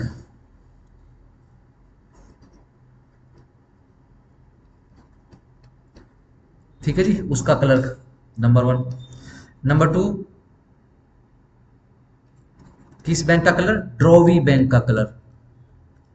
ड्रॉवी बैंक कौन सा, जिसने पेमेंट ड्रॉ करनी है, निकाल के देनी है किसी को, ठीक है ना, उसका कलर का आ जाएगा, ठीक है ना।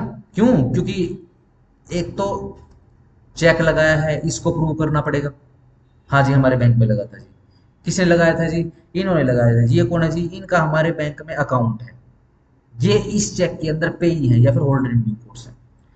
ये वाला क्या बताएगा, हाँ जी हमारे पास ये चेक आया था ऐसे ऐसे इनकैशमेंट के लिए, लेकिन वो इनकैश नहीं हो पाया है, according to the return memo fund insufficient थे, ठीक है जी, इस कारण से हमने ये रिटर्न कर दिया, ठीक है, बुलाना पड़ेगा, आएंगे वो, ठीक है जी।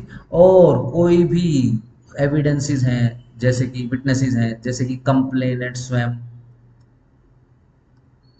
सेल्फ आएगा, कंप्लेनेंट से बढ़िया कंप्लेंट के अंदर कौन विटनेस हो सकता है, कोई भी नहीं, ठीक है ना। अक्यूज्ड अपने वाली उसके अंदर, अगर उसको रिटर्न इसका अगर रिप्लाई वगैरह फाइल करना है अक्यूज को, तो अपनी लिस्ट ऑफ विटनेसेस वो लगा देगा अगर करना है उसने तो, वरना सीधा सिंपल और बढ़िया तरीका क्या होता है, फंस गए, ठीक है ना, अक्यूज जितना प्रूव करेगा उतना वो फंसेगा, तो क्या करेंगे, सिंपल पेमेंट करेगा, पेमेंट करने के बाद टाटा बाय बाय, ठीक हो गया। चलो आगे आ जाओ।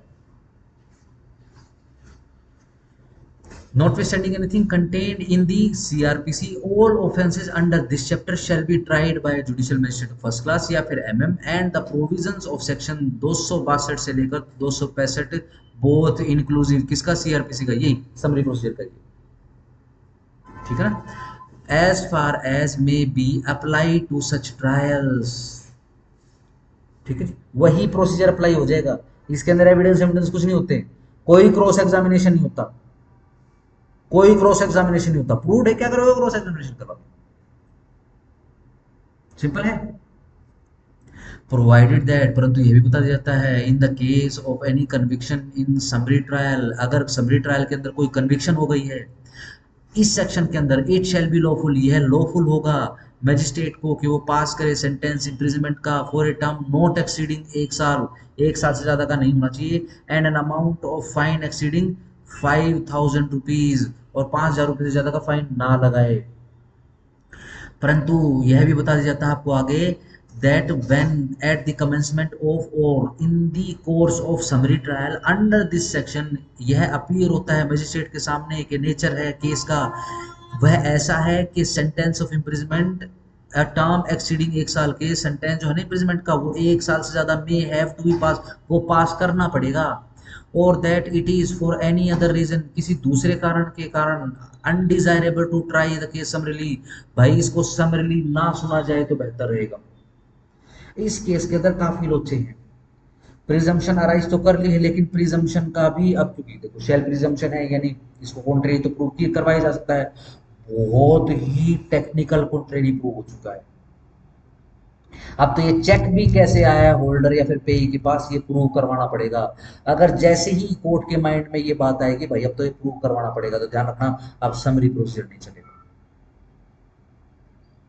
अब तो जो रेगुलर होता है क्रिमिनल कंप्लेंट के लिए वही प्रोसीजर फॉलो करना पड़ेगा ऐसा कोर्ट का ओपिनियन आ चुका है the magistrate shall after hearing the parties दोनों पार्टीज को सुनने के बाद रिकॉर्ड करेगा अपना order to that effect and thereafter recall करेगा किसी विटनेस को who may have been examine जो कि पहले एग्जामिन हो चुका है और प्लस लगा हुआ एंड के ऊपर प्रोसीड कर देगा हियर और री हियर करने का केस को जो भी मैनर प्रोवाइड किया गया है सीआरपीसी के अंदर अब समरी नहीं रहेगा ये आगे बढ़ चुका है या फिर सीधा सिंपल जज साहब का ओपिनियन क्या है कि भाई एक साल की पनिशमेंट में तो बात नहीं बनेगी पनिशमेंट बढ़ानी पड़ेगी या 5,000 रुपए तक का फाइन की बात नहीं बनेगी फाइन भी बढ़ेगा ऑटोमेटिकली समरी प्रोसीजर से बात आप हरा देगा समरी प्रोसीजर की कंडीशन है ये इस एक्ट की कंडीशन नहीं है समरी प्रोसीजर की कंडीशन क्या है कि एक साल से ज्यादा की सजा नहीं जाए समरी प्रोसीजर की कंडीशन ये है कि 5,000 से ज्यादा का कंपनसेशन नहीं जाएगा सॉरी फाइन नहीं जाएगा ठीक है ना अगर ज्यादा करनी है आपने इम्प्रिजमेंट या फाइन ज्यादा करना है तो ध्यान रखना फिर आपको ये कंडीशन जो है इसको ब्रीच करना पड़ेगा यानी फिर ये समरीली नहीं सुनोगे आप फिर कैसे सुनेंगे जो ऑर्डिनरी क्रिमिनल कंप्लेंट जैसे सुनी जाती है जैसे सीआरपीसी के अंदर बताया गया वैसे सुनी जाएगी ठीक हो गया The trial of a case under this section shall, so far as practicable, consistently with the interest of justice, be continued from day to day चलेगा until जब तक conclusion ना हो जाए जब तक कि कोर्ट वही सीधी सिंपल सी बात है रीजन रिकॉर्ड कर लेगा राइटिंग में जब जरूरी लगेगा उसको कि भाई एडजर्नमेंट देनी पड़ेगी तो एडजर्नमेंट देना पड़ेगा वरना ध्यान रखना यह एक्ट बोलता है कि डे टू डे चलाओ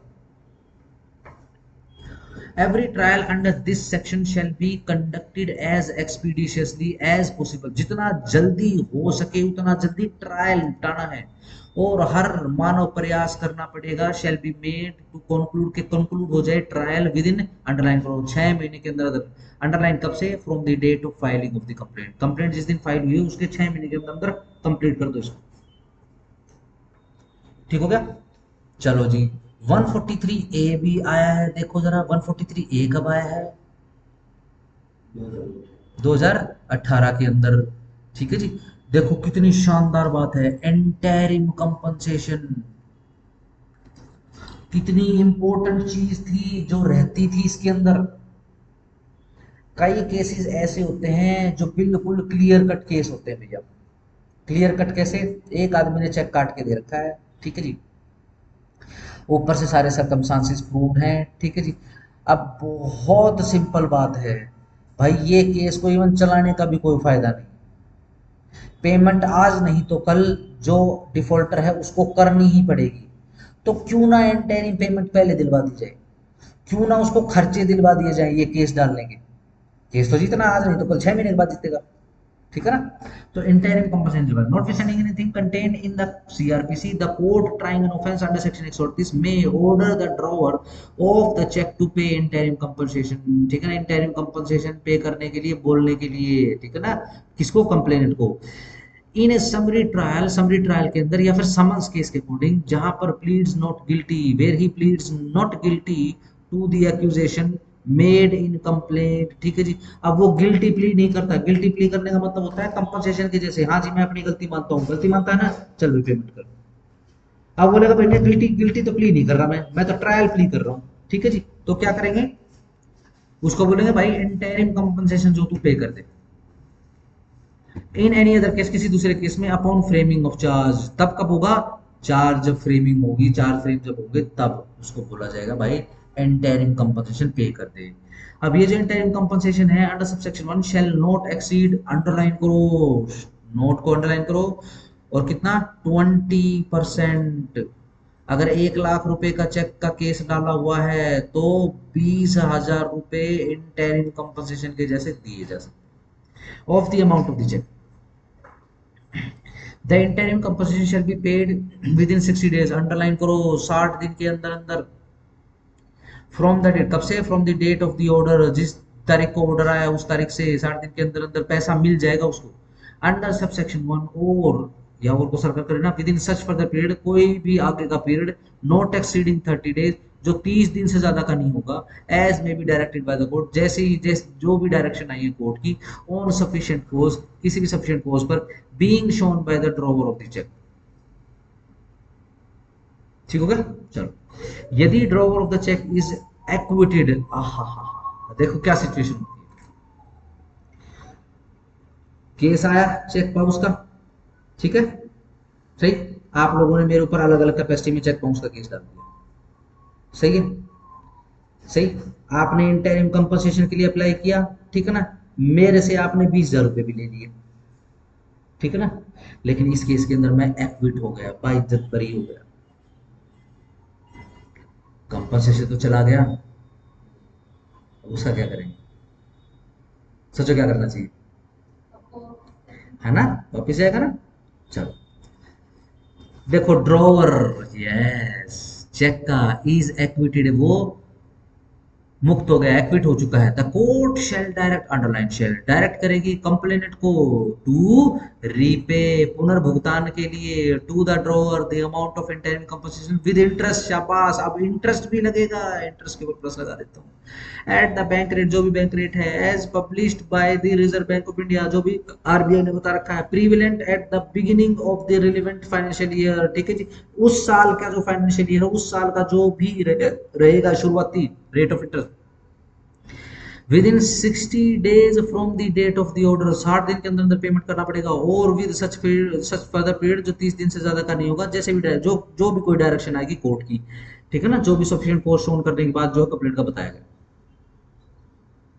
ठीक हो गया। लेने के देने भी पड़ेंगे,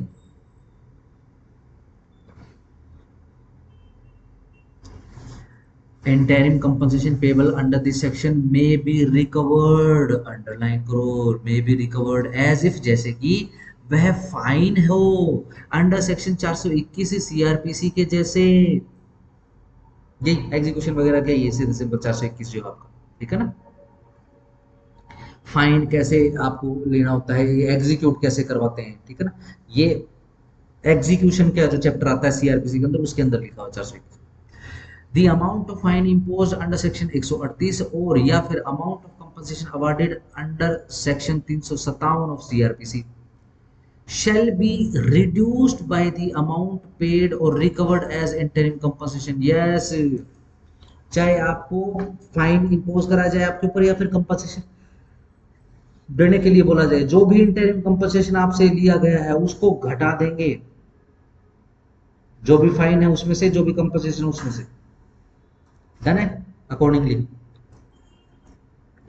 yes, 144 mode of service of summons, Notwithstanding anything contained in the CRPC and for the purposes of this chapter, the magistrate issuing a summons to an accused or witness may direct a copy of the summons to be served at the place where such accused or witness is ordinarily resides or carries a business or personally work again by speed post, underline, or by such courier services as are approved by the court of session. जो भी court of session के द्वारा बताई गई है वो उसके द्वारा जहां पर acknowledgement purporting to be signed by the accused or the witness or an endorsement purported to be made by any person authorized by the postal department or the courier services that the accused or witness has refused to take delivery of the summon has been received, the court issuing the summon may declare. अगर समन लेने से मना कर दिया, refuse कर दिया, तो भी कोर्ट डीम्ड सर्व्ड मान लेगी। कोर्ट ने एक समन इशू किया, ठीक है, सिंपल समन इशू कर दिया, जिसके नाम पे समन इशू हुआ वो अपने आप में ही बहुत बड़ा गुंडा है, दादा है, ठीक है जी, बोल देना कोर्ट को कि छेनू दादा ने मना कर दिया है, ठीक है ना। अब वो सर्वर जाएगा कोर्ट में, ठीक है ना, रिपोर्ट में लिख देगा कि बदतमीजी के साथ बात करी मेरे से और मुझे बोलता कि छेनू ने मना कर दिया है, खामोश। अब जज साहब उसका खामोश बनाएंगे, ठीक है ना, क्या मान लेंगे, समन सर्व हो चुका है। समन का क्या पर्पज होता है, समन का सिर्फ इतना पर्पज होता है कि सामने वाले को नोटिस देना कि भाई केस आ गया है, आ जा कोर्ट में इज्जत से प्यार से, ठीक है, जो कि कईयों को हजम नहीं होता, ठीक है ना।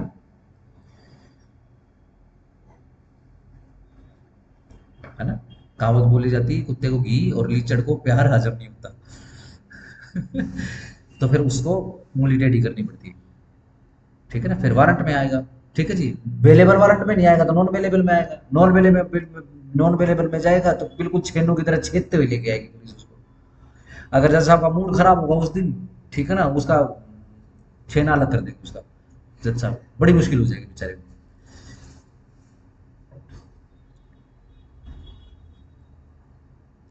145 evidence on affidavit, yes affidavit पे आएगा evidence, notwithstanding anything contained in the CRPC, the evidence of the complainant may be given by him on affidavit and may, subject to all just exceptions, be read in evidence in any inquiry, trial or other proceeding under the said court. The court में यदि उसको ठीक लगता है and shall on the application of the prosecution or the accused summon and examine any person giving evidence on affidavit as to facts contained. Yes, ध्यान रखो, affidavit जमा करा रही है कोर्ट। जब हम एविडेंस एक्ट या फिर अब टीपीएस से पढ़ेंगे तो सेक्शन 1 के अंदर लिखा हुआ है कि affidavit is not a good piece of evidence, it is not admissible under that particular act, ठीक है ना। बट इसके अंदर स्पेसिफिक लिखा है कि एफिडेविट पे आएगा एविडेंस, ठीक है ना। इसी कारण से एक फर्दर जो है बेनिफिट या फर्दर जो है एक पावर और दी थी कोर्ट को, एप्लीकेंट को, पार्टीज को, केस को, क्या कि वो एप्लीकेशन लगा सकते हैं कि इस एफिडेविट के अलावा भी जरा किसी एक विटनेस को, किसी एक एविडेंस को आप एग्जामिन कर लो। अगर कोर्ट सेटिस्फाई हो गई कि इसको एग्जामिन कर लेना चाहिए तो उसको एग्जामिन कर लेगी, अन्यथा ध्यान रखना समरी प्रोसीजर है, किसी को एग्जामिन करने की आवश्यकता नहीं है। क्लियर कट केस होता है, on the very face of the document लिखा हुआ है, it is mentioned along with the presumptions, खत्म करो फिर, ठीक हो गया ना। इसी कारण से जैसे हम समझते हैं ना कि जैसे 500 500 400 400 केस लगे होते हैं बेचारे कोर्ट पर, इनके लिए प्रोसीजर थोड़ा सा स्मूथ हो जाता है। इनको बस वो जो टाइम लिमिट होती है ना कि भाई 3 मौके देने हैं हर एक स्टेज के ऊपर, जो कंसर्न पार्टी होती है उनको सिर्फ वो मौके आपको क्लियर करने होते हैं, सेट फॉर्मेट के अंदर इनके ऑर्डर होते हैं, ठीक है जी। अब वो जो बहुत ही इतना सुपर फास्ट रीडर, इतना सुपर फास्ट स्टेनो होते हैं कोर्ट के अंदर, ठीक है जी, सेट फॉर्मेट होते हैं उनके अंदर, फटाफट डिटेल चेंज करते, ठीक है जी, और शाम तक निपटा देते हैं। जज साहब 3 बजे बोलेगा मेरे सिर में दर्द हो रहा है, आज 500 फाइल निपटा के, ठीक है जी, मैंने जिमनी ऑर्डर लिखवा दिए हैं, अपने स्टाफ को बोलेगा, ठीक है ना, सबको बोल देना आज की कार्रवाई खत्म हो चुकी है, जिमनी ऑर्डर टाइप टाइप कर दो, ठीक है जी, और मैं बैठा हूँ या बैठी हूँ अंदर, ठीक है ना, ये फाइल है अंदर। जिमनी ऑर्डर ज्यादा होते हैं तो उसके अंदर जज साहब को स्पेसिफिक सिग्नेचर की आवश्यकता नहीं होती, उसके अंदर किसी रीडर के भी हो जाते हैं, ऐसे वो सिंपल इनिशिएशन डाल देता है, ए बी सी डी कुछ भी डाल देता है, ठीक है ना, आपने देखा होगा ना ऐसे करके, बस जिमनी ऑर्डर पे चल जाएगा। अगर ऑर्डर टाइप करवाया है कोर्ट ने, कोई ऑर्डर प्रोक्लेम करा है, तो उस ऑर्डर जजमेंट के ऊपर जज साहब के साइन, वो फुल फ्लैश साइन, जैसे जज साहब का पूरा नाम स्टेप, डन हो गया, तो ही निपट पा रहा, वरना बड़ा मुश्किल है। ठीक हो गया ना।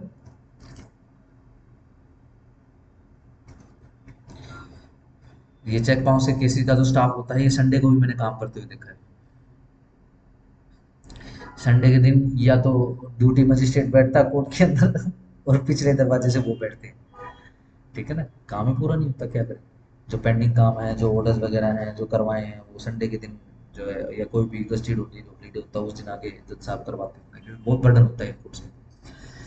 चलो, offence to be compoundable, yes.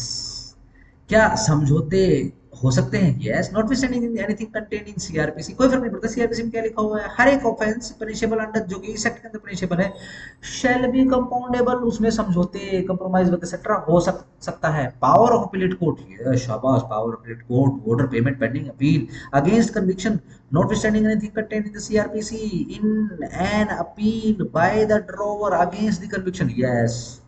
ये देखो जी, ड्रॉवर ने डाली अपील, अगर ड्रॉवर अपील डाल रहा है तो ऑफ कोर्स कन्विक्शन के अगेंस्ट में डाल रहा है।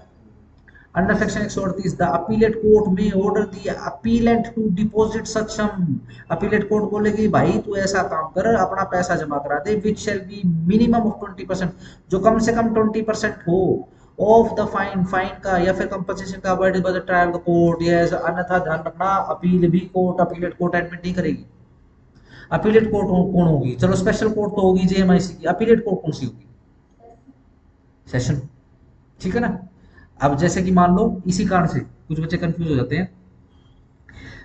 जैसे रोहतक में तहसील कितनी है? एक ही है, मैम। ठीक हो गया। मैम के अंदर कोई स्पेशल कोर्ट है जेएमआईसी की जो ये वाले केस सुनती है? यस है। रोहतक में है? यस है। सिंपल।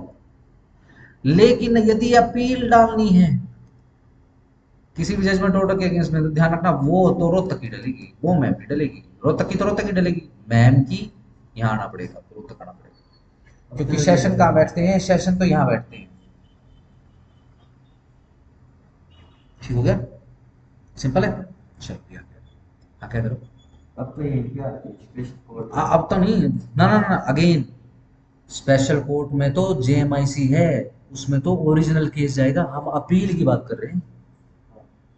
ये जो मैम वाले केस है तभी भी अपील यहाँ पे आएगी, अपील जाएगी सेशन में।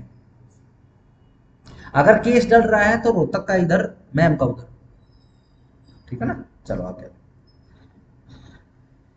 Provided that amount payable under this subsection shall be in addition to any interim compensation paid by the appellant under section 130 से, सीधी सिंपल सी बात है।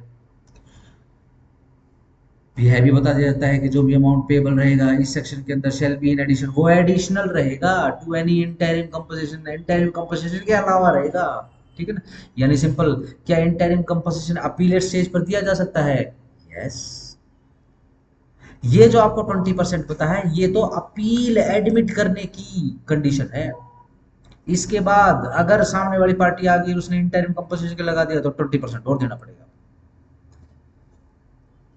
The amount referred to in subsection 1 shall be deposited within 60 days. Same to same है from the date of the order or within such period। मैं इसलिए पढ़ नहीं रहा हूँ, वो 30 दिन का ही सारा सारा, ठीक है ना। Not exceeding 30 days.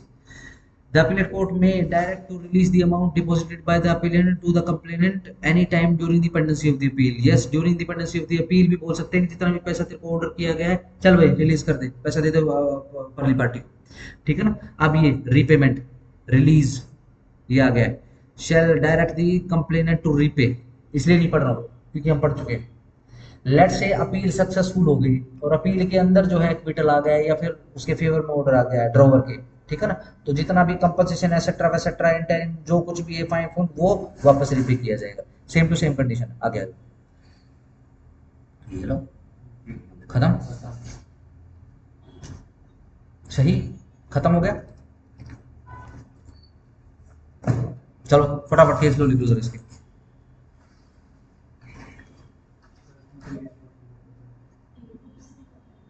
ये इंट्रोडक्शन में लिखवाया हुआ है, वही केस करवाया, कल कल कोई एडिशनल केस नहीं करवाया। हाँ।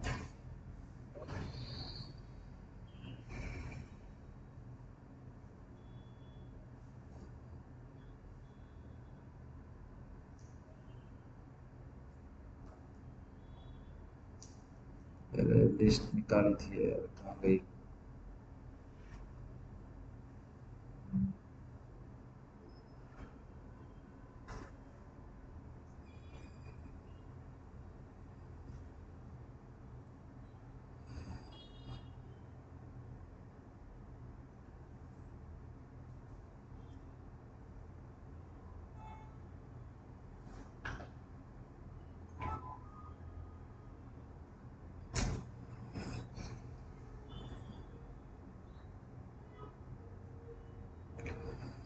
चलो लिखो जरा, रंगप्पा, रंग, रंग अप्पा, RANGAPPA, रंगप्पा वर्सेस श्री मोहन।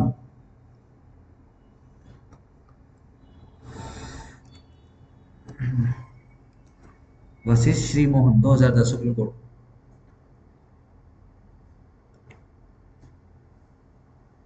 ये सेक्शन 139 पे है, प्रिजम्पशन के ऊपर है। 139 में किसी की प्रिजम्पशन है भाई, देनदारी बनती है। अगर किसी ने चेक काट कर दे रखा है तो कोर्ट नहीं पूछेगी, कोर्ट भाई क्यों काट के दिया आपने चेक, ठीक है, सीधी सिंपल। कोर्ट ये प्रिज्यूम कर लेगी भाई देनदारी बनती थी ड्रोवर की होल्डर के अगेंस्ट में या फिर पे के अगेंस्ट में, इसलिए चेक काट के दे दिया। ठीक हो गया? चलो नेक्स्ट करो, लिखो Bir Singh, BIR, Veer Singh versus Mukesh Kumar.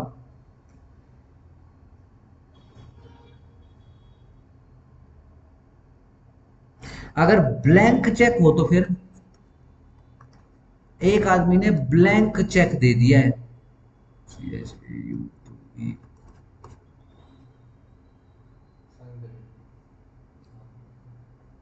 Side ही होगा वो।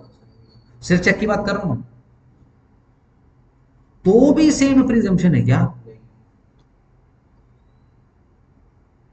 ठीक है, क्यों नहीं है?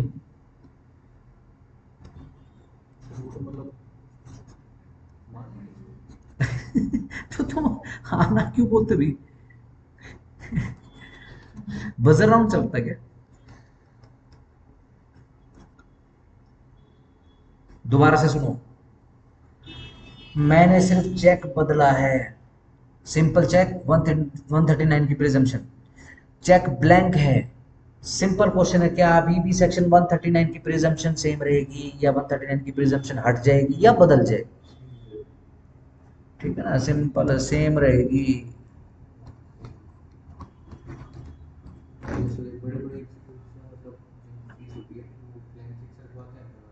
वो नहीं, वो कैंसिल चेक होते हैं, ब्लैंक चेक।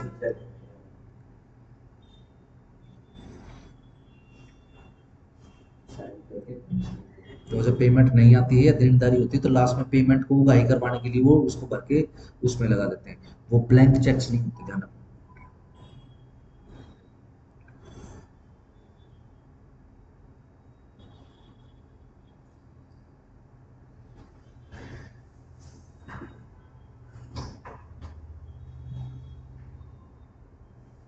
लिखो नेक्स्ट, इसका है 2019 सुप्रीम कोर्ट। नेक्स्ट लिखो अनीता हाड़ा, HADA, Anita Hada versus godfather travels and tours private limited.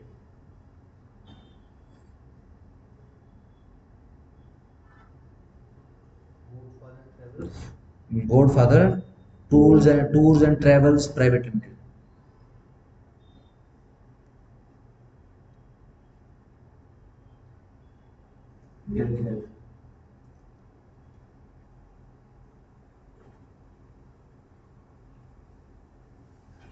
है जी, क्या करो? 2008 सुप्रीम कोर्ट। ये आपका सेक्शन 141 के ऊपर है, कंपनी का उसी में है ना, 141 में, ये 140 में है। 141 के ऊपर है। क्या कंपनी की भी लायबिलिटी बनती है? यस, बनती है।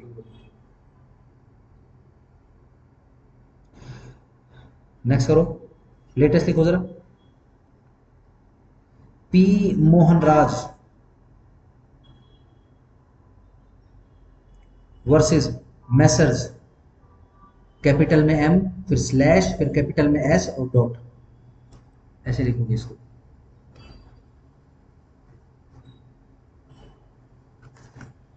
मैसर्स शाह ब्रदर्स इस्पात, ISPAT, इस्पात प्राइवेट लिमिटेड, आयरन ओर को बोलते हैं इस्पात, ठीक है ना।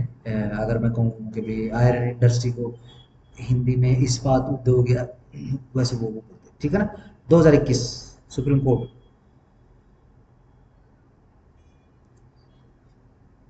ये इंटरिम कंपनसेशन के ऊपर है। इंटरिम कंपनसेशन के ऊपर हमारे पास 2 सेक्शंस अवेलेबल है, ठीक है जी।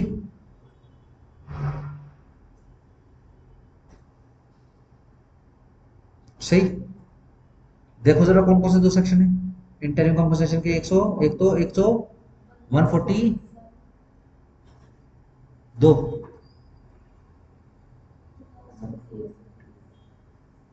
हर बार ए है सेक्शन वो, जैसे 143A, देखो जरा 143A और 140,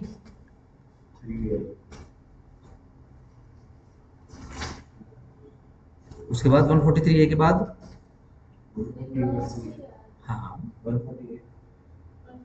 ओह 147, एक सेकंड, हाँ ये आ गया इसमें 147,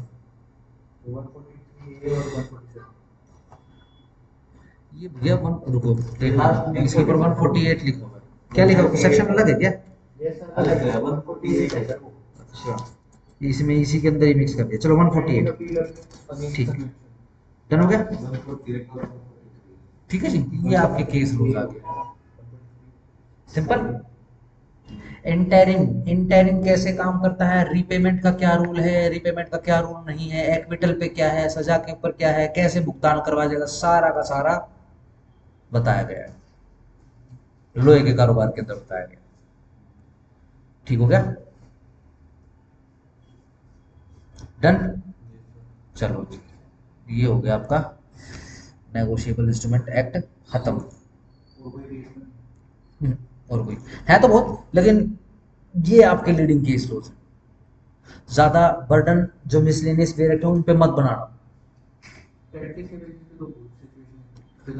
में तो देखो जब आप प्रैक्टिस करोगे जो सिचुएशन आएगी उसके अकॉर्डिंग केस लो सर्च करोगे आप, उसका कोई सेट फॉर्मेट नहीं होता, कोई भी क्वेरी आ सकती है उसमें, ठीक है ना। हाँ, जो आपकी मेंस के अंदर जिन स्टेट के अंदर ये डायरेक्ट हैं, ठीक है ना, उनके अंदर इन्हीं केस लो के अंदर से आई लेटेस्ट की रिक्वायरमेंट होती है, लेटेस्ट आपको एक लिखवा दिया अभी तक का जो लेटेस्ट आया, ठीक है ना, सिंपल, सही। अब इसमें कोई प्रॉब्लम है, कोई दिक्कत है तो वो बताओ। अगर सेक्शन नंबर भी याद नहीं हो रहे हैं तो हम एग्जाम्पल कर सकते हैं, चैप्टर 17 कर लेते हैं, ठीक है। मैं ये रिकॉर्डिंग हटा देता हूँ क्योंकि ये अपनी स्पेसिफिक फैसिलिटी है VIL की।